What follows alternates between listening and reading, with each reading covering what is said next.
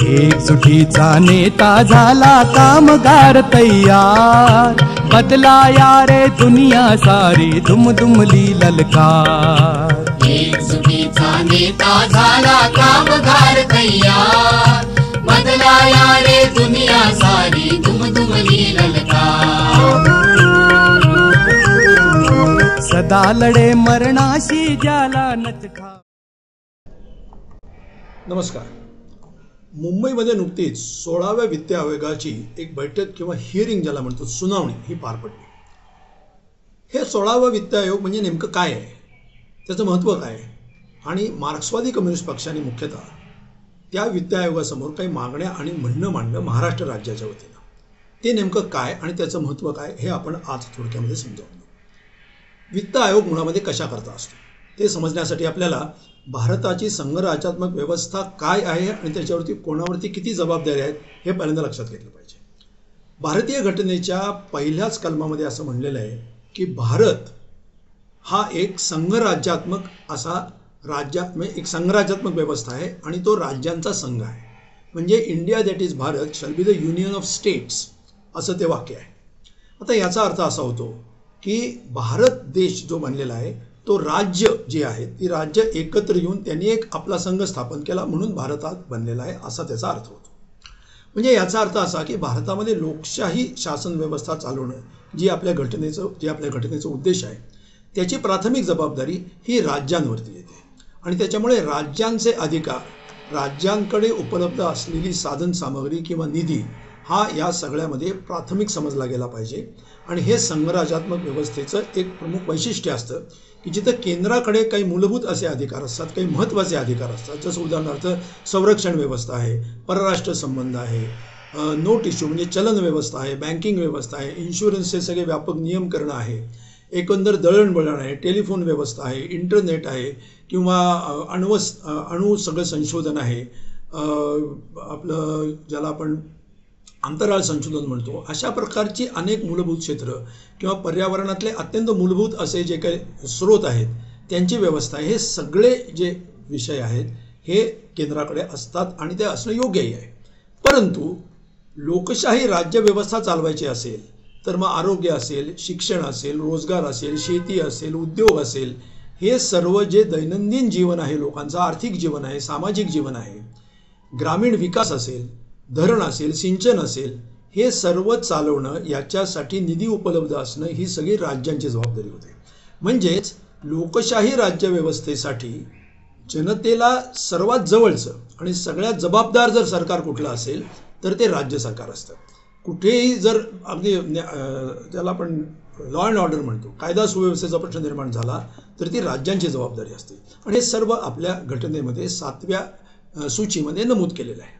त्यामुळे आपल्याला असं दिसतं की राज्यांचे अधिकार आणि राज्यांच्या जबाबदाऱ्या या एका बाजूला आणि केंद्राचे अधिकार आणि केंद्राच्या जबाबदाऱ्या हे एका बाजूला, अशी जर आपण तुलना केली तर त्याच्यामध्ये एक थोडीशी विसंगती दिसते। म्हणजे ती अशी की राज्यांच्या जबाबदाऱ्या म्हणजे खर्चाच्या असतील किंवा एक जाबदाई सरकार म्हणून असेल, विकासाच्या असतील, या जबाबदाऱ्या या जास्ती आहेत। कशाच्या तुलनेमध्ये? तर त्यांना कर गोळा करण्याचे उत्पन्नाचे जे स्रोत उपलब्ध आहेत किंवा जे अधिकार आहेत त्यांची जी क्षमता आहे त्याच्या मानानं जर विचार केला तर त्यांच्या जबाबदारी खूप जास्त आहेत। आणि केंद्र सरकार जे आहे त्याच्या बाबतीत जर आपण पाहिलं तर ही परिस्थिती बरोबर उलटी दिसते। केंद्र सरकारकडे मगाशी मी सांगितलेल्या जबाबदाऱ्या निश्चितच आहेत, परंतु त्यांची कर गोळा करण्याची क्षमता किंवा अधिकार किंवा स्रोत त्यांना जे उपलब्ध आहेत ते त्यांच्या जबाबदाऱ्यांच्या मानाने खूपच जास्ती आहेत आणि त्याच्यामुळे केंद्राकडे मोठ्या प्रमाणात कर गोळा होतात आणि होणं स्वाभाविकच आहे। याचं कारण त्यांच्याकडे जे अधिकार, स्रोत आणि क्षमता आहे ती क्षमता ही राज्यांकडे असणं अपेक्षितच नाही। त्यामुळे मग एक विसंगती तयार होते की राज्यांचे अधिकार म्हणजे राज्यांची आर्थिक क्षमता कमी, साधन संपत्तीची क्षमता कमी, परंतु जबाबदाऱ्या जास्ती। मग अशा वेळेला काय करायचं? तर दर 5 वर्षांनी आपल्या घटनेमध्ये तरतूद केलेली आहे की दर 5 वर्षांनी एक वित्त आयोग नेमला जातो आणि त्या वित्त आयोगामधून मग केंद्राकडे जे कर गोळा होतात त्यातला काही वाटा हा राज्यांना दिला गेला पाहिजे अशी त्याच्यामध्ये अपेक्षा आणि व्यवस्था असते. आणि त्याच्यामुळे राज्यांना जे स्रोत उपलब्ध आहेत ते स्रोत पुरेसे उपलब्ध असतील याची काळजी त्याच्यामधून घेणं हे अपेक्षित आहे. आता दर 5 वर्षांनी म्हणजे घटनेच्या कलम 280 मध्ये तरतूद आहे, राष्ट्रपती या वित्त आयोगाची नेमणूक करतात आणि मग त्यांना 1 किंवा 2 वर्षाचा असा कालावधी दिला जातो की ज्यांनी अभ्यास करायचा, राज्यांच्या एकंदर आर्थिक स्थिती काय आहे, वित्त व्यवस्था कशी चाललेली आहे, केंद्राची कशी चालली आहे, राज्याची कशी चालली आहे, कुठल्या खर्चाच्या मुख्य जबाबदाऱ्या या कोणावरती कशा पडतायत आणि करांची एकंदर परिस्थिती काय, हे सगळं बघून त्यांनी याबद्दलच्या शिफारसी कराव्या अशी अपेक्षा असते. आणि त्याच्यासाठी आता सध्या जो वित्त आयोग हा नेमला गेलेला आहे तो 16वा वित्त आयोग आहे. दर 5 वर्षाचा हिशोब केला तर 15×5 = 75 म्हणजे 75 वर्ष पूर्ण झाले तर 16व्या वित्त आयोगाचं काम सुरू झालेलं आहे. ते ज्या शिफारसी करतील त्या शिफारसी राष्ट्रपतींकडे जातात. राष्ट्रपती तो एक संसदेला अर्थात त्या अहवाल जो असतो तो सादर करतात आणि त्या अहवालामधल्या सगळ्या शिफारसी सरकार स्वीकारतं असं आहे. सरकारला अर्थातच ते स्वातंत्र्य आहे, त्यांनी काही स्वीकारावेत काही स्वीकारू नयेत, परंतु त्याची कारणं त्यांना देणं अपेक्षित आहे आणि संसदेसमोर तो अहवालही त्यांनी ठेवला पाहिजे. सर्वसाधारणपणे या शिफारसी स्वीकारल्या जातात काही अपवाद वगळता आणि त्याच्यामधून मग केंद्राकडे असलेल्या निधीचं विभाजन हे राज्यांमध्ये कसं करायचं याचं एक सूत्र त्याच्यामधून निश्चित होतं. ही झाली वित्त आयोगाची एकंदर अगदी सर्वसाधारण स्वरूपामध्ये कार्यकक्षा. आता हा 16वा वित्त आयोग जो आहे तो ज्या शिफारसी करेल त्या 26 म्हणजे 1 एप्रिल 26 हे जे आर्थिक वर्ष सुरू होईल त्या आर्थिक वर्षापासून त्याची अंमलबजावणी होईल अशी अपेक्षा आहे. आता ही झाली अगदी सर्वसाधारण कायदेशीर अशी रूपरेखा. आता याच्यामधले महत्त्वाचे जे मुद्दे आहेत की ज्या मुद्द्यांवरती मार्क्सवादी कम्युनिस्ट पक्षाने आपल्या शिफारसी किंवा आपलं म्हणणं सादर केलं ते मुद्दे कुठले आणि मार्क्सवादी कम्युनिस्ट पक्षाने म्हणजे महाराष्ट्र राज्य समितीच्या वतीनं जे म्हणणं सादर केलं ते मी आपल्यासमोर सांगतो. मी म्हणजे अजित अभ्यंकर आणि माझ्या समवेत डॉक्टर सुभाष जाधव कोल्हापूरचे या दोघांवरती ही जबाबदारी दिलेली होती आपलं म्हणणं सादर करण्याची आणि त्याप्रमाणे आम्ही ते केलं. आम्ही पहिला मुद्दा हा मांडला की राज्यांच्या जबाबदाऱ्या जास्ती आहेत आणि अधिकार आणि क्षमता साधन संपत्तीची करांची त्यांची कमी आहे. हा मुद्दा सातत्याने लक्षात घेऊन केंद्र आणि राज्य यांच्यामध्ये जे विभाजन आहे म्हणजे केंद्राचे जे कर गोळा होतील त्या कराची विभागणी त्या कराचं वाटप केंद्र आणि राज्यांमध्ये जे होतं ते 50-50% असं झालं पाहिजे आणि 50% आपल्याला पोहोचायचं आहे. 15व्या वित्त आयोगाने म्हणजे याच्या आधीच्या वित्त आयोगाने ते 41% ठरवलेलं होतं. आपण ते 50% नेलं पाहिजे, परंतु कदाचित ही उडी खूप मोठी होईल म्हणून आपण असं म्हणलं की 47.5% हे या 26 पासून सुरू करावं आणि ते टुवर्ड्स द एंड ऑफ दिस आयोगाची कार्यकक्षा 5 वर्षाची म्हणजे त्यांच्या शिफारसी 5 वर्षाला लागू होतील. त्यामुळे ते शेवटपर्यंत 50% न्यावं अशी अपेक्षा किंवा अशी मागणी आम्ही केलेली आहे. आता कोणी म्हणेल की 41% हे आधी होतं, आता तुम्ही एकदम 50% वरती जायला सांगताय, याचं कारण काय आहे? नुसतं एवढंच नाही तर आम्ही एक काय मागितलं तेही सांगतो मग त्याची कारणं स्पष्ट करतो. आम्ही हेही सांगितलं की राज्य सरकार हे केवळ फक्त राज्याच्या पातळीवरचं सरकार नाही आहे, त्याच्या खाली घटनेच्या 73व्या आणि 74व्या घटना दुरुस्तीनुसार स्थानिक स्वराज्य संस्था म्हणजे ज्याला आपण कॉर्पोरेशन्स, म्युन्सिपालिटीज, ग्रामपंचायती, जिल्हा परिषदा म्हणतो त्यांची सुद्धा काही जबाबदारी या घटनेमध्ये आता निश्चित केली गेलेली आहे आणि त्याच्यासाठी सुद्धा त्यांना निधी उपलब्ध होणं हे अत्यंत आवश्यक आहे. तुम्ही जर आज पाहिलं तर या स्थानिक स्वराज्य संस्थांची परिस्थिती अक्षरशः एखाद्या उजाड अशा वाड्याप्रमाणे म्हणजे काय म्हणतो ना आता खंडर ज्याला म्हणतो अशा प्रकारची होत चाललेली आहे. आणि वास्तव असं आहे की नागरीकरण एवढ्या मोठ्या प्रमाणात होते त्याच्यामुळे या सगळ्या नागरी सेवांचं व्यवस्थापन, त्यांची उभारणी आणि त्याची विश्वासार्हता हे निर्माण करणं ही आपल्या विकासाची अतिशय महत्त्वाची अशी एक अट झालेली आहे. परंतु त्याच्यासाठी या संस्थांकडे कुठचाच निधी उपलब्ध नाही, उलट आहे तो निधी आटत चाललेला आहे. अगदी सांगायचं झालं तर महाराष्ट्रामध्ये उदाहरणार्थ ऑक्ट्रॉय नावाचा एक कर होता. तो कर हा GST आल्यानंतर गेला. तो ऑक्ट्रॉय जोपर्यंत होता म्हणजे ज्याला आयात म्हणजे महानगरपालिका किंवा नगरपालिकाच्या क्षेत्रामध्ये जेव्हा वस्तू आयात व्हायच्या त्यावरती एक कर होता, जकात कर म्हणायचे त्याला. तर आता तो गेला आणि त्याची जागा सगळ्याच करांची जागा मोस्टली काही अपवाद वगळता GSTने घेतली, गुड्स अँड सर्व्हिसेस टॅक्सनी, वस्तू सेवा कराने. परंतु या महानगरपालिकांना जो मिळणारा निधी आहे तो राज्य सरकारांकडून पुरेसा येत नाही, राज्यांना केंद्रांकडून येत नाही आणि या सगळ्यामुळे यांची मोठ्या प्रमाणात कोंडी होते. म्हणून आम्ही असं सांगितलं की राज्यांना केंद्र जे कर गोळा करतं त्यातला 50% आणि या व्यतिरिक्त 7% वाटा हा स्थानिक स्वराज्य संस्थांना मिळाला पाहिजे. आणि केंद्राने तो देताना 7% हा स्थानिक स्वराज्य संस्थांसाठी आहे ॲडिशनल असं सांगून तो दिला पाहिजे आणि तो त्यांच्यापर्यंत पोहोचला पाहिजे. शिवाय राज्य सरकारांनी स्वतःच्या निधीतला काही वाटा त्यांना दिला पाहिजे. हा राज्याच्या पातळीवरचा विषय आहे. हे आम्ही मांडण्याचं कारण असं की स्थानिक पातळीवरची जी ही सरकारं आहेत, जी आपल्या प्रत्येक नागरी जीवनाच्या गुणवत्तेसाठी सगळ्यात महत्त्वाची आहेत. आता साधी गोष्ट घ्या, आपण शहरामध्ये राहतो, तिथल्या ड्रेनेजची काय व्यवस्था आहे? ते सांडपाणी कुठलंही शुद्धीकरण न होता नद्यांमध्ये सोडलं जाते. आज देशातल्या 90% नद्या या गटारासारख्या वाहतात. त्याच्यामधलं पाणी कोणी चुळभर घेऊन सुद्धा पिऊ शकत नाही आणि घेण्याचा प्रयत्न केला तर त्याला भयंकर असे रोग होण्याची शक्यता आहे. ही परिस्थिती आज आपण करून ठेवलेली आहे आपल्या देशातल्या नद्यांची. कशामुळे? अगदी आमच्या पुणे शहरापासून मी सांगतो तुम्हाला, मुंबईपासून सगळीकडे ही परिस्थिती आहे. तेव्हा पाण्याचं म्हणजे सांडपाण्याचं शुद्धीकरण होत नाही. पाणी पुरवठा योजना राबवायच्या म्हणल्या, त्याची नळ व्यवस्था करायची म्हणली तर त्याच्यासाठी पुरेसा निधी नाही.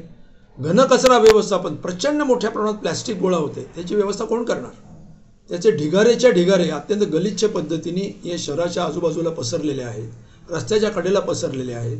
त्याचं रिसायकलिंग नाही, कोण हे करणार? प्राथमिक शिक्षणाची जबाबदारी या स्थानिक स्वराज्य संस्थांची, त्यांच्यासाठी पैसे नाहीत त्यांच्याकडे. अशा शेकडो प्रकारच्या, कित्येक प्रकारच्या गोष्टी सांगता येतील आणि म्हणून आपण ही मागणी केली. त्यांची परिस्थिती कशी आहे लक्षात घ्या. थोडीशी आंतरराष्ट्रीय तुलना करून बघूया आपण. आंतरराष्ट्रीय तुलनेमध्ये आपल्याला असं दिसतं की आपण समजा अमेरिका, चीन आणि भारत यांची जर समजा तुलना केली, 3 पातळ्यांवरची सरकार आहेत आपल्याकडे. म्हणजे संघराज्य म्हणजे भारतामध्ये आपण ज्याला केंद्र सरकार म्हणतो, राज्य सरकार आणि स्थानिक स्वराज्य संस्था म्हणजे लोकल गव्हर्नमेंट. आता याची आपण 3 देशांची तुलना करू, अमेरिका, चीन आणि भारत. आता याच्यामध्ये काय आकडेवारी आपल्याला दिसते ते बघूया. आपल्याला असं दिसेल की आपण जर अमेरिकेच्या पातळीला अमेरिकेमधली परिस्थिती पाहिली तर तिथलं जे संघराज्यात्मक सरकार आहे म्हणजे त्याला फेडरल गव्हर्नमेंट म्हणतात, तिथं त्या पातळीला त्यांच्या देशामध्ये जेवढे एकूण सरकारी कर्मचारी आहेत त्यातले 16% सरकारी कर्मचारी हे या फेडरल लेवलला काम करतात. चीनमध्ये जर पाहिलं तर ते 20% काम करतात आणि भारतामध्ये ही संख्या 33% आहे. म्हणजे 33% एकूण सरकारी कर्मचाऱ्यांमधले 33% कर्मचारी हे केंद्र सरकारचे असतात. दुसरं आपण राज्यांच्या पातळीचं पाहिलं तर अमेरिकेमध्ये राज्याच्या पातळीला 23% हे कर्मचारी राज्य पातळीला आहेत, चीनमध्ये ते 15% आहेत आणि भारतामध्ये ते 52% आहेत. आता आपण खालच्या पातळीला येऊ. स्थानिक पातळीला जर पाहिलं आपण तर अमेरिकेमध्ये 61% त्यांचे सरकारी कर्मचारी हे लोकल लेवलला काम करतात. म्हणजे चीनमध्ये पाहिलं तर 65% सरकारी कर्मचारी हे स्थानिक पातळीला काम करतात आणि भारतामध्ये हे प्रमाण फक्त 15% आहे. याचा अर्थ काय होतो?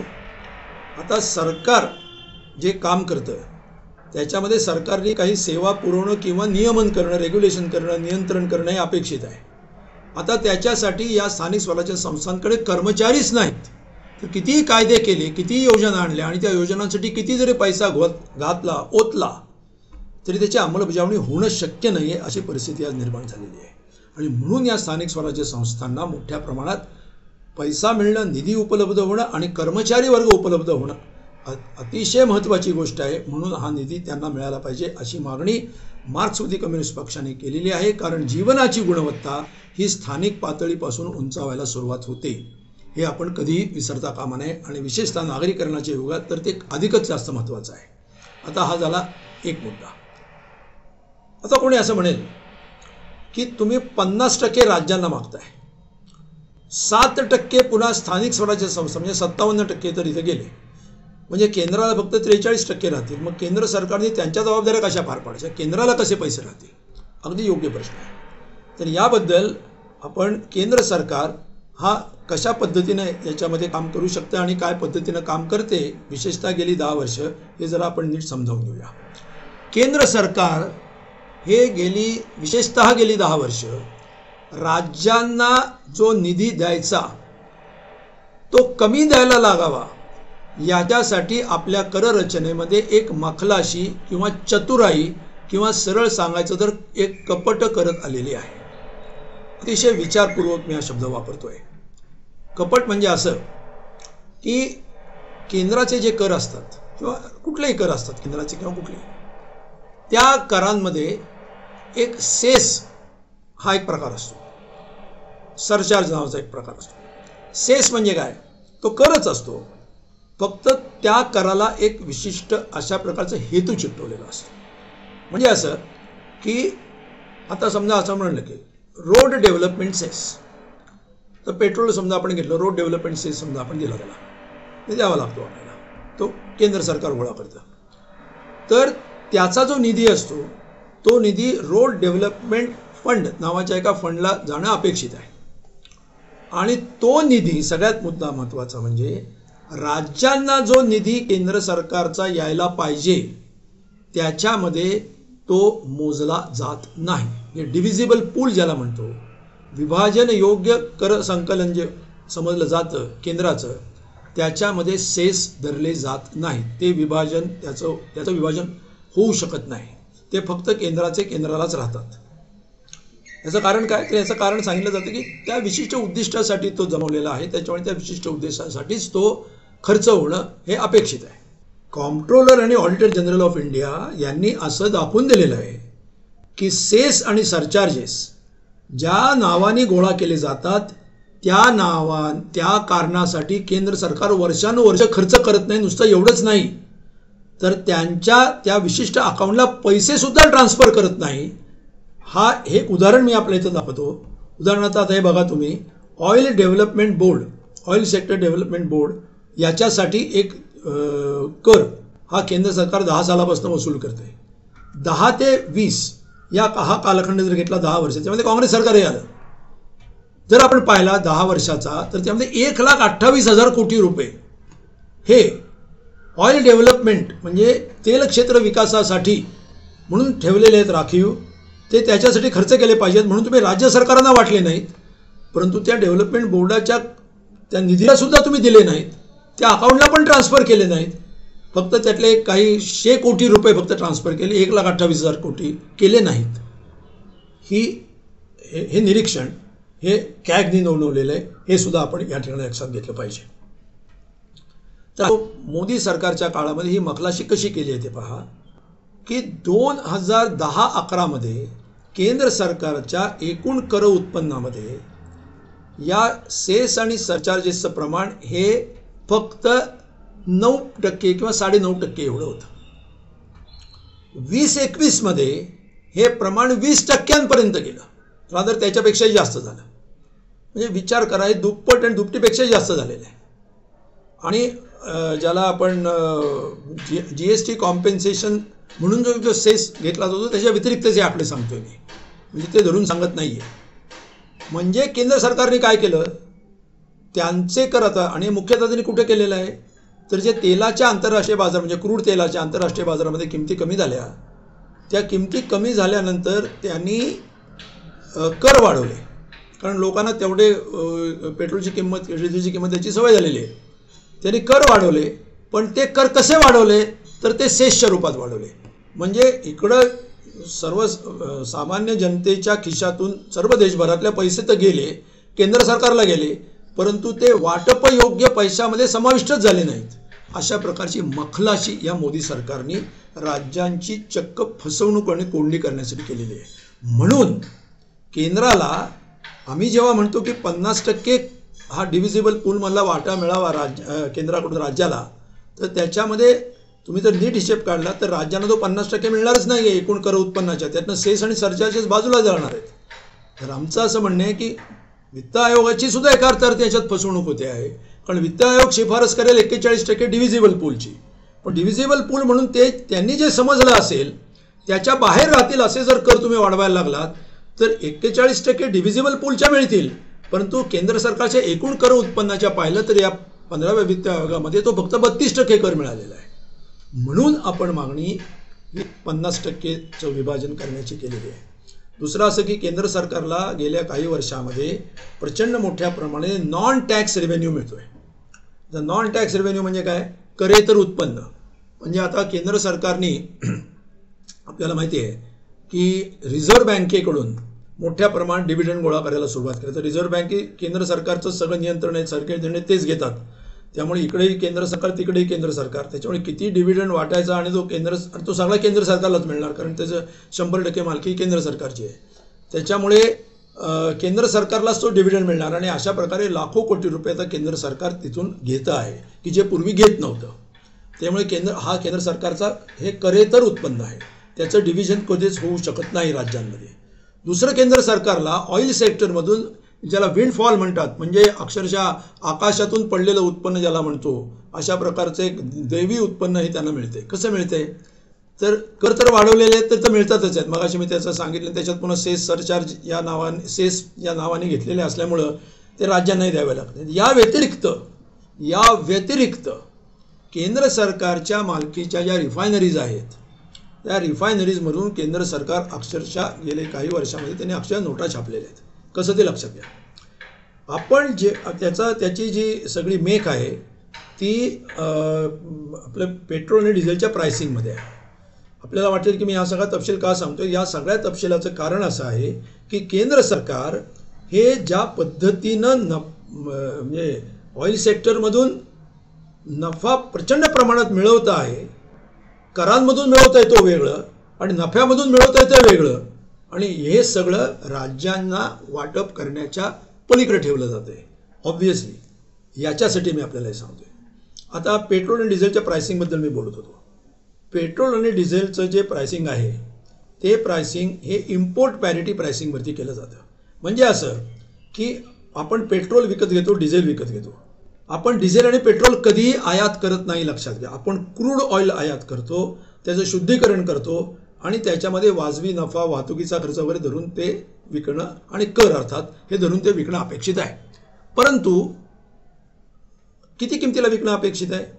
आयातीची क्रूडची आयातीची किंमत, शुद्धीकरणाचा खर्च, त्याच्यामध्ये वाजवी नफा, वाहतुकीचा खर्च आणि इतर काही तुम्हाला रिझर्व्स काय थोडे निर्माण करायचे तर ते थोडेफार, म्हणजे एका अर्थानं त्याला वाजवी नफ्यातच त्याचा समावेश होतो असं पण म्हणूया. वाजवी सरप्लसमध्ये अशी किंमत ठरली पाहिजे. ती तशी ठरत नाही. कशी ठरते? तर आपण पेट्रोल डिझेल आयात करत नसताना शुद्ध स्वरूपामध्ये ते जणू काय आपण आयात केलेलं आहे अशी कल्पना करून असं आयात डिझेल आणि पेट्रोल शुद्धीकृत आंतरराष्ट्रीय बाजारात आपल्याला केवढ्याला पडलं असतं? ती किंमत भारतातल्या रिफायनरीज खाजगी आणि सार्वजनिक क्षेत्रातल्या पेट्रोल आणि डिझेलची चार्ज करतात. आणि यामध्ये या सरकारी क्षेत्रातल्या रिफायनरीजना लाखो कोटी रुपयाचा नफा गेल्या विशेषतः 8-10 वर्षात झाला आहे. कारण आंतरराष्ट्रीय बाजारामध्ये क्रूडच्या किमती पडल्या, त्याचा तर एक वेगळा लाभ झाला. परंतु भारतातली रिफायनिंग कपॅसिटी गेले 25 वर्ष ही खूप मोठ्या प्रमाणात जास्ती असल्यामुळे आणि त्याची रिफायनिंग कॉस्ट कमी असल्यामुळे गेले 25 वर्ष, त्यामुळे हा प्रचंड नफा हा इम्पोर्ट पॅरिटी प्राइसिंगचंही तत्व 2010 पासून आणलेलं आहे. त्या इम्पोर्ट पॅरिटी प्राइसिंगमधून केंद्र सरकार हे प्रचंड नफा कमवत आहे. आणि हे करेतर उत्पन्न आहे. हे राज्य सरकारांना यातला वाटा तर देण्याचा प्रश्नच नाही, पण केंद्र सरकारला हे स्रोत उपलब्ध आहेत आणि राज्यांना असे कुठले स्रोत उपलब्ध नाहीत. आणि म्हणून राज्यांना 50% वाटा केंद्र सरकारच्या करांमधला मिळाला पाहिजे, ही अतिशय वाजवी अशी मागणी ही केलेली आहे. आणि जबाबदाऱ्यांच्या अर्थाने पाहिलं तर ते मी मगाशी बोललेलोच आहे. हा एक पहिला मुद्दा हा आपण राज्य सरकारांच्या समोर, आपल्या वित्त आयोगाच्या समोर मांडला. दुसरा एक अतिशय महत्त्वाचा मुद्दा आपण असा मांडला की हे सेस आणि सरचार्जेस जे आहेत हे सरसकटपणे डिव्हिजिबल पूलमध्ये समाविष्ट करा. हे असे बाहेर ठेवायची पद्धतच बंद करून टाका. त्याच्यासाठी आवश्यक असलेली घटना दुरुस्ती झाली पाहिजे अशी शिफारस वित्त आयोगाने करावी. अर्थात वित्त आयोग घटना दुरुस्ती करू शकत नाही, परंतु त्यांनी शिफारस केली तर ती गांभीर्याने घेतली जाईल असं आपण म्हणणं मांडलेलं आहे. आता ह्याच्यानंतर आपण थोडंसं येऊया ते म्हणजे आतापर्यंत जे मी बोलत होतो ते केंद्र सरकार एका बाजूला आणि सगळी राज्य सरकार एका बाजूला यांच्यामध्ये जे वाटप होतं त्याला व्हर्टिकल किंवा उभी विभागणी ज्याला आपण म्हणू, या उभ्या विभागणीबद्दल आपण बोललो. आता प्रश्न आहे आडव्या विभागणीचा. म्हणजे वित्त आयोगाने 2 प्रकारच्या शिफारसी करणं अपेक्षित असतं. एक ती उभी विभागणी कशी होईल आणि मग आडवी विभागणी कशी होईल. आडवी म्हणजे काय? आता राज्यांना समजा आपण असं ठरलं की बाबा राज्यांना 41 रुपये मिळतील, काय जे मिळतील समजा 41 रुपये मिळतील. आता 41 रुपये सर्व राज्यांना मिळून मिळतील. मग त्याच्यात उत्तर प्रदेशला किती मिळतील, महाराष्ट्राला किती मिळतील, नागालँडला किती मिळतील, हे कसं ठरणार? त्याची पण शिफारस ही वित्त आयोगाने करणं अपेक्षित आहे. पण वित्त आयोग काय असं म्हणू शकत नाही ना की महाराष्ट्र आम्हाला आवडतो म्हणून त्यांना एवढे द्या, उत्तर प्रदेश आम्हाला फारच जवळचा आहे, मोदी सरकारला तर अतिच जवळचं आहे त्याच्यामुळे त्यांना एवढे द्या, असं नाही म्हणू शकत. त्याच्यासाठी त्यांना काही निकष ठरवावे लागतात आणि त्या निकषांची शिफारस हे वित्त आयोग करत असतो. आपण या निकषांच्याबद्दल काही मागण्या या वित्त आयोगाकडे केलेल्या आहेत आणि त्या का केलेल्या आहेत हे समजण्यासाठी महाराष्ट्राचं त्याच्यात नेमकं स्थान काय आजचं ते समजणं खूप आवश्यक आहे. महाराष्ट्राचा जर विचार केला तर महाराष्ट्र हा देशाच्या राष्ट्रीय उत्पन्नाच्या 15% इतकं योगदान देतो. म्हणजे थोडक्यात महाराष्ट्रामध्ये देशाच्या राष्ट्रीय उत्पन्नापैकी 15% राष्ट्रीय उत्पन्न निर्माण होतं. महाराष्ट्राची लोकसंख्या 9% आहे साधारण राष्ट्रीय लोकसंख्येच्या. आणि महाराष्ट्राला वित्त आयोगाकडून उदाहरणार्थ 15व्या वित्त आयोगाकडून केंद्र सरकारच्या विभाजन योग्य निधीमधून म्हणजे थोडक्यात करांमधून जो काय वाटा मिळाला तो फक्त 6.3% होता. तुम्ही करेक्ट ऐकलं, 6.3%. म्हणजे विचार करा, ज्यांची लोकसंख्या 9% आहे, ज्यांचं GDP मध्ये कॉन्ट्रीब्युशन 15% त्यांना 6%च मिळाले. मग जास्ती कोणाला मिळाले तर उत्तर प्रदेशला 17% मिळाले, बिहारला 10% मिळाले. आता तुम्ही म्हणाल ते बरोबर आहे, ते मागासलेले राज्य आहेत त्याला तेवढे मिळाले. हे मागासलेपणामुळे मिळालेले आहेत हे वरवरचं सत्य आहे. ते मागासलेपणामुळे फक्त मिळालेले नाही आहेत, मागासलेपणा कशातला आहे म्हणून मिळालेले आहेत हे पाहणं खूप महत्त्वाचं आहे. कारण हे हॉरिझॉन्टल डिव्हिजन जे होतं त्या हॉरिझॉन्टल डिव्हिजनच्या तांत्रिक तपशिलामध्ये मी आता जात नाही, परंतु त्याच्यामध्ये एक खूप महत्त्वाची भूमिका लोकसंख्या ही बजावत असते.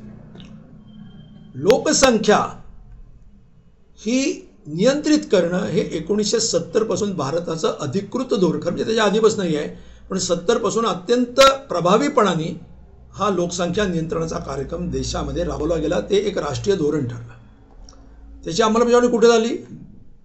दक्षिणेमध्ये झाली, तामिळनाडूत झाली, केरळमध्ये झाली, आंध्र प्रदेशमध्ये झाली, महाराष्ट्रामध्ये झाली. झाली नाही कुठं? उत्तर प्रदेशमध्ये झाली नाही, बिहारमध्ये झाली नाही, राजस्थानमध्ये झाली नाही, मध्य प्रदेशमध्ये झाली नाही. म्हणजे जो सगळा गायपट्टा आहे, हिंदी बेल्ट आहे, त्या हिंदी बेल्टमध्ये ती झाली नाही. इथं धर्माचा संबंध नाही, कारण त्या प्रदेशामधले जे विविध धर्मीय आहेत ते सगळे आणि दक्षिणेमधले विविध धर्मीय सगळे, या सगळ्यांच्यामध्ये हे मोठा फरक तफावत जी आहे ही तफावत मोठ्या प्रमाणात आहे. याचं कारण काय? याचं कारण दक्षिणेमधली जी राज्य सरकार आहेत, विशेषतः महाराष्ट्रामधली राज्य सरकार आतापर्यंत जी तरी होती ती प्रागतिक विचाराची होती. इतकंच नव्हे तर महाराष्ट्रामधली एक सांस्कृतिक धारा जी आहे फुले शाहू आंबेडकरांच्या परंपरेमधून आलेली, ही स्त्रियांना अधिकार देणारी, कुटुंब नियोजन किंवा कुटुंब कल्याण याकडे अधिक लक्ष दिलं पाहिजे. स्त्रियांना अधिकार जास्त दिले तर जनन दरावरती काही प्रमाणात नियंत्रण ठेवण्याचा अधिकार त्यांना प्राप्त होतो. असे काही महत्त्वाचे मुद्दे आहेत. गरिबी दूर करण्यासाठी, जनतेला जास्त अधिकार देण्यासाठी म्हणून जे काही तुटपुंजा ज्या कामीनापणे योजना झाल्या त्याच्यामधून हा लोकसंख्या नियंत्रणाचा जो कार्यक्रम आहे तो या राज्यांमध्ये प्रभावी झाला. केरळमध्ये जिथे डाव्या विचाराचा प्रभाव आहे तो सगळ्यात जास्त प्रभावी झाला आणि आज केरळच्या लोकसंख्या वाढीचा दर हा अमेरिका, जर्मनी यांच्या तोडीस तोड आहे. आणि महाराष्ट्राचा सुद्धा त्या दिशेने चाललेला आहे, तामिळनाडूचा त्या दिशेने चाललेला आहे. मग अडतंय कुठं? उत्तरेमधली जी राज्य आहेत की ज्यांच्याकडे अत्यंत मागास विचार, जातीयवाद, जातवाद आणि आता भाजप संघ परिवाराने आणलेला धार्मिक द्वेष, हे द्वेषाचं राजकारण, विभाजनाचं राजकारण आणि ते करणारे राज्यकर्ते, अशा प्रकारचे राज्यकर्ते तिथे सत्तेवरती असल्यामुळे तिथली जी लोकसंख्या आहे त्या लोकसंख्येवरचं नियंत्रण हे रीतसर पद्धतशीरपणे राहू शकत नाही. आणि म्हणून लोकसंख्या त्यांची जास्त प्रमाणात वाढते, लोकसंख्या जास्ती राहते आणि जास्त लोकसंख्या आहे म्हणून मागासलेपणाही जास्त राहतो आणि मागासलेपणा जास्ती आहे म्हणून त्यांना या केंद्राच्या डिव्हिजिबल पूलचा जास्त वाटा मिळत राहतो. आमचं असं म्हणणं आहे की मागासलेपणा असलेल्या राज्यांमध्ये निश्चितपणे जास्त निधी दिला पाहिजे, आम्हाला मान्य आहे. मागासलेपणा म्हणजे अशा प्रकारचा वैचारिक मागासलेपणा, सामाजिक मागासलेपणा, याच्यासाठी असलेलं बक्षीस असता कामा नये, तर तो निवडकपणाने, ठोसपणाने, कार्यक्रमाधारित तो दिला पाहिजे. म्हणजे उत्तर प्रदेश सरकार किंवा मध्य प्रदेश सरकार हे जमातवादी, जातवादी असा विचार करून खाप पंचायतीचं राज्य आणून आंतरजातीय विवाह केले तर त्याला लव जिहाद म्हणून, किंवा अगदी हिंदूंमधले असले तरीसुद्धा तिथं कापाकापीचे राजकारण करून आणि त्यालाच उत्तेजन देणारी जर तिथली सरकारं असतील, जर तिथले सत्ताधारी पक्ष असतील आणि म्हणून जर तिथला एकंदर सामाजिक मागासलेपणा वाढत असेल तर त्या मागासलेपणाचं बक्षीस त्यांना देता कामा नये, तर सामाजिक प्रगती साधण्यासाठी म्हणून विशिष्ट कार्यक्रमासाठी तो निधी दिला गेला पाहिजे असं आपलं म्हणणं आहे. म्हणजे मागास राज्यांना निधी दिला पाहिजे, जास्त निधी दिला पाहिजे, परंतु तो मागासलेपणा कमी करण्यासाठीच्या कार्यक्रमासाठीचा निधी असला पाहिजे, अशा प्रकारची एक भूमिका आपली आहे. आणि म्हणून आपण असं मानलेलं आहे की हे जे वाटप होतं हे हॉरिझॉन्टल डिस्ट्रीब्युशन जे आहे, म्हणजे राज्यांमध्ये होणारं जे निधीचं विभाजन आहे, वाटप आहे, ते वाटप वेगळ्या पद्धतीने व्हावं, त्याचा एक वेगळा फॉर्म्युला हा आपण त्याच्यामध्ये दिला की ज्याच्यामुळे महाराष्ट्रावरती आणि दक्षिणेवरच्या प्रगत राज्यांवरती, सामाजिकदृष्ट्या प्रगत आणि जास्त सुशासित, कमी भ्रष्ट अशा राज्यांवरती जो अन्याय या उत्तरेमधल्या एक जातवादी, जमातवादी, भ्रष्ट अशा प्रकारच्या द्वेषावरती आधारलेलं राजकारण करणाऱ्यांच्या नेतृत्वामुळे जो तिथं मागासलेपणा निर्माण होतोय, त्यांच्या हातामध्ये हा अतिरिक्त निधी पडता कामा नये, तर तिथल्या जनतेला उपयोग होईल अशा पद्धतीने तो गेला पाहिजे. अशा पद्धतीनं आपण काही एक पर्याय सुचवलेला आहे. तर सगळा पर्याय अर्थातच मी आपल्यासमोर इथं मांडून त्याच्यात जास्त तांत्रिकतेत जाऊ इच्छित नाही. तर ही मागणी आपण त्याच्यासाठी एक पर्यायी विभाजनाचा फॉर्म्युला आपण मांडलेला आहे. आणि लक्षात घ्या, दक्षिणेकडच्या राज्यांची आणि महाराष्ट्रासहित, महाराष्ट्र त्याच्यामध्ये येतो, म्हणजे महाराष्ट्रामध्ये सध्याच्या राज्यकर्त्यांनी अनेक अशी तत्त्वं आणलेली आहेत आणि अशा पद्धती रूढ केलेल्या आहेत की महाराष्ट्राचा बिहार आणि क्राईममध्ये किंवा भ्रष्टाचारामध्ये किंवा एकंदर सामाजिक व्यवस्थेमध्ये उत्तर प्रदेश हा महाराष्ट्राचा करून टाकायची ही राज्यकर्त्यांची महाराष्ट्रातल्या सध्याची योजना आहेच. परंतु ते असली तरीसुद्धा जे काय पूर्वीचं संचित आलेलं आहे ते लक्षात घेता महाराष्ट्र हा दक्षिणेकडच्या इतर राज्यांप्रमाणे सामाजिकदृष्ट्या प्रगत राहिलेला आहे आणि राहण्याची खूपच शक्यता आहे. आणि या व्यतिरिक्त महाराष्ट्रासाठी आपण एक 2-3 विशेष मागण्या केलेल्या आहेत. आणि त्या मागण्या म्हणजे अशा आहेत की महाराष्ट्रामध्ये मोठ्या प्रमाणामध्ये मजुरांचं देशातून स्थलांतर होतं. आता ते किती व्हावं का होऊ नये, ते का होते याची कारणं स्पष्ट आहेत.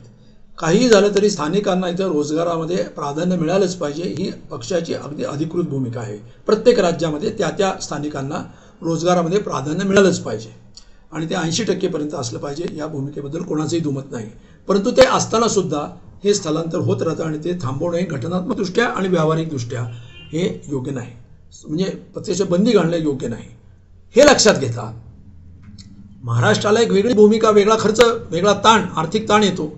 कारण जे स्थलांतर होतं मायग्रेशन महाराष्ट्रामध्ये ते मजुरांच्या कामाच्या शोधात होतं, ते अत्यंत तळच्या स्तरातले असतात, त्यांना झोपडपट्टीमध्येच राहावं लागतं, दुसरी जागा शहरामध्ये स्थानिकांना सुद्धा मिळणं शक्य नाही आहे. त्याच्यामुळे त्यांच्या आरोग्यावरती, या स्थलांतरित समूहांच्या आरोग्यावरती, शिक्षणासाठी एक विशेष असा अतिरिक्त खर्च महाराष्ट्राचा होतो. त्या स्थलांतरितांच्यासाठी म्हणून महाराष्ट्राला एक वेगळं पॅकेज मिळावं. म्हणजे याचा अर्थ स्थलांतरितांना स्थलांतरितांच्या साठी काहीतरी वेगळा निधी यावा अशा अर्थानं नव्हे, तर त्याच्यासाठी महाराष्ट्रावरती जो ताण पडतो त्याच्यासाठी महाराष्ट्राला एक वेगळा निधी दिला जावा अशी आपली भूमिका आहे. दुसरा अर्थ शेतकऱ्यांच्या आत्महत्या हे म्हणजे महाराष्ट्र त्याची राजधानी झालेलं आहे. म्हणजे जगातली शेतकऱ्यांच्या आत्महत्येची राजधानी महाराष्ट्र बनतो ही अत्यंत दुर्दैवाची गोष्ट आहे. पण त्याचं कारण काय आहे? त्याचं कारण महाराष्ट्रामध्ये सोयाबीनसारखं पीक आहे, महाराष्ट्रामध्ये कापसासारखं पीक आहे, तेलबिया काही थोड्याफार स्वरूपात जे होतात ते आहेत, परंतु यामध्ये सगळे निर्यातीचे निर्णय आयातीचे कोण घेतं? केंद्र सरकार घेतं. ऊसाचं मोठं पीक आहे, साखरेच्या आयात निर्यातीचे निर्णय कोण घेतं? अर्थात केंद्र सरकार घेतं. फर्टिलायझर्स असतील याच्या किमती कोणामुळे ठरतात? केंद्र सरकारमुळे ठरतात. बियाणं आहेत, या बियाणं कंपन्या आहेत, त्यांच्यावरचं नियंत्रण आहे, याच्यामध्ये अर्थातच केंद्र सरकारचा वाटा मोठा आहे, राज्य सरकारांचा पण केंद्र सरकारचा मोठा आहे. या सगळ्याचा एकत्र म्हणजे इनपुट प्राइसेस या केंद्र सरकारच्या धोरणामुळे बदलतात. सपोर्ट प्राइसेस ज्याला आपण म्हणतो की आधारभूत किमती या कोण ठरवतं? केंद्र सरकार ठरवतं. जर बाजारातल्या किमती पडल्या तर त्यानुसार आधारभूत किमतीनुसार खरेदी केली पाहिजे. हे कोणी केली पाहिजे? त्याची व्यवस्था कोणी लावली पाहिजे? तर केंद्राने लावली पाहिजे. राज्य त्याची अंमलबजावणी करेल, पण केंद्राने व्यवस्था लावली पाहिजे. त्या किमती ॲक्च्युली किफायतशीर असतील याची काळजी घेतली पाहिजे. ती घेतली जात नाही आणि चुकून जर किमती जरी बऱ्या असतील काही वेळेला तरी त्याच्याप्रमाणे खरेदी केली जात नाही. त्याच्याप्रमाणे माल बाजारात पडून राहतो, सडून जातो किंवा स्वस्तात बाजारात व्यापाऱ्यांना विकावा लागतो. ही सगळी कारणं आहेत. कर्ज वाटप आहे, हे कर्ज वाटपामध्ये जे व्याजाचे दर आहेत त्याच्याबद्दल धोरणं कोण ठरवतं? NABARD, Reserve Bank of India. म्हणजे ही सगळी जबाबदारी पुन्हा केंद्र सरकारची आहे. म्हणजे केंद्र सरकारच्या धोरणांमुळे पीक विम्याचा प्रश्न आहे, तिथेही तोच मुद्दा आहे. तेव्हा ही सगळी शेतकऱ्यांची जी नागवणूक आहे, शेतकऱ्यांचं बिघडलेलं अर्थकारण जे आहे हे अर्थकारण केंद्र सरकारच्या धोरणांमुळे बिघडतं आणि त्याच्यामुळे आत्महत्या होतात. आणि म्हणून महाराष्ट्रातला शेतकरी हा केंद्र सरकारच्या मुख्यतः धोरणांचा बळी आहे. हे लक्षात घेऊन केंद्राकडून महाराष्ट्राला शेतकऱ्यांच्या आत्महत्या रोखण्यासाठी म्हणून विशेष निधी मिळाला पाहिजे अशी आपली मागणी आहे. अजून एक मागणी आपण केलेली आहे महाराष्ट्रासाठी खास, की महाराष्ट्रामधला नागरीकरणाचा वेग हा या औद्योगिक विकास म्हणजे स्थलांतरित यांच्यामुळे सुद्धा, आणि आता खनिज सापडतात. आता गडचिरोलीमध्ये एक खनिजाच्या मोठ्या खाणी करणार आहेत, त्या कराव्यात करू नयेत त्याच्याबद्दलचं काय होईल ते पुढे बघू आपण. परंतु कोकणामध्ये अनेक प्रकल्प आणता येते, केंद्र सरकारचे प्रकल्प आहेत ते, पण तिथं पुन्हा जंगलतोड केली जाते यांच्याचकडनं. आणि जंगलतोड जर केली गेली तर त्याच्यामधून तिथले जे प्राणी आहेत ते नागरी वस्तीत येतात. त्याच्यामुळे माणूस आणि जंगली प्राणी यांच्यामध्ये एक वेगळ्या प्रकारचा संघर्ष तयार होतो आहे. आता त्या संघर्षावरती जर उपाय करायचा असेल तर जंगली प्राण्यांना संरक्षण मिळालं पाहिजे. जंगलं ही जेवढी राहतील तेवढी तरी नीट राहिली पाहिजेत आणि माणसांनाही संरक्षण मिळालं पाहिजे, शेतीला संरक्षण मिळालं पाहिजे. करायचं त्याला निधी लागेल, तो निधी महाराष्ट्राला विशेष दिला जावा अशी आपली मागणी आहे. तेव्हा अशा प्रकारे आपण विविध स्वरूपाच्या मागण्या करून एकंदर देशामध्ये सगळ्यात जबाबदाऱ्या ज्याला जास्त पार पडाव्या लागतात असं राज्य सरकार आणि स्थानिक सरकारं म्हणजे स्थानिक स्वराज्य संस्था यांना एक खऱ्या अर्थाने लोकशाही विकासाभिमुख राज्य चालवण्यासाठी अधिक निधी मिळावा आणि केंद्र सरकार जी फसवणूक करत आहे राज्य सरकारांची ती थांबवावी, केंद्रीकरण थांबावं या अर्थानं आपण सूचना केलेल्या आहेत. हां, ज्याकडे एक मुद्दा सांगायचा राहिला तो सांगून मी थांबतो. तो म्हणजे 15व्या वित्त आयोगाने अशी सूचना केलेली होती की केंद्र सरकार हे मुख्यतः वस्तू आणि सेवांवरच्या करांवरतीच भर देत आहे, परंतु इन्कम टॅक्स जास्ती वसूल करायला खूप मोठा वाव आहे. मोठ्या प्रमाणामध्ये उत्पन्न इन्कम टॅक्स खात्याकडे रिपोर्ट केलं जात नाही आहे, दाखवलं जात नाही आहे. त्याच्यामुळे डायरेक्ट टॅक्सेस म्हणजे उत्पन्न आणि मालमत्तेवरती आधारित अशा प्रकारच्या करांचं प्रमाण वाढवलं पाहिजे. ही मागणी आपण ही 15व्या वित्त आयोगाची खरं म्हणजे एक शिफारस आहे, त्याचं कोणी चर्चा केली नाही, ती आपण त्यांना दाखवून दिली आणि सांगितलं की ही मागणी महत्त्वाची आहे, ही शिफारस महत्त्वाची आहे, याप्रमाणे तुम्ही करा आकलन करा. एकजुटीचा नेता झाला कामगार तयार, बदला यारे दुनिया सारी दुमदुमली ललकार.